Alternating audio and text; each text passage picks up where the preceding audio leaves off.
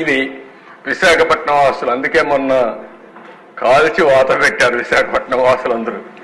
ఈరోజు మీరు ఇక్కడ చూస్తే గవర్నమెంట్ పాలిటెక్నిక్ కాలేజ్ 24 ఎకరాలు 359 కోట్లకు తాకట్టు పెట్టారు. డైరీ 30 ఎకరాలు 309 కోట్లకు తాకట్టు పెట్టారు.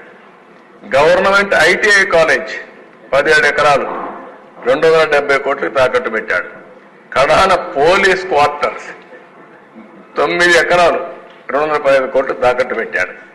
Training production centre of disabled welfare పాపం వాళ్ళు కూడా వేశాడు.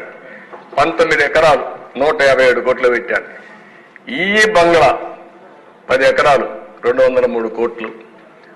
R&B క్వార్టర్స్ 3 ఎకరాలు 99 కోట్లు.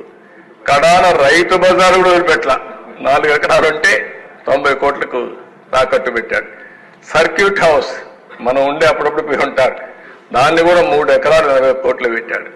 పీడబ్ల్యూ ఆఫీస్ 4 ఎకరాలు 79 కోట్లు. కడాన సెరికల్చర్ 6 ఎకరాలు 47 కోట్లు. తహసీల్దార్ ఆఫీస్ సీతంధార 1 ఎకరా 34 కోట్లు. ఇంకా మిగిలినవన్నీ వీళ్ళు కబ్జా చేశారు, ఇవన్నీ తాకట్టు పెట్టారు.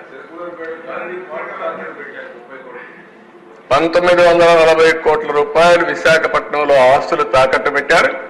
ఒక 40,000 కోట్ల ఆస్తుల్ని కబ్జా చేశారు. ఈ రెండు అదే క్యాపిటల్. సుందర అందమైన పేరు. నెక్స్ట్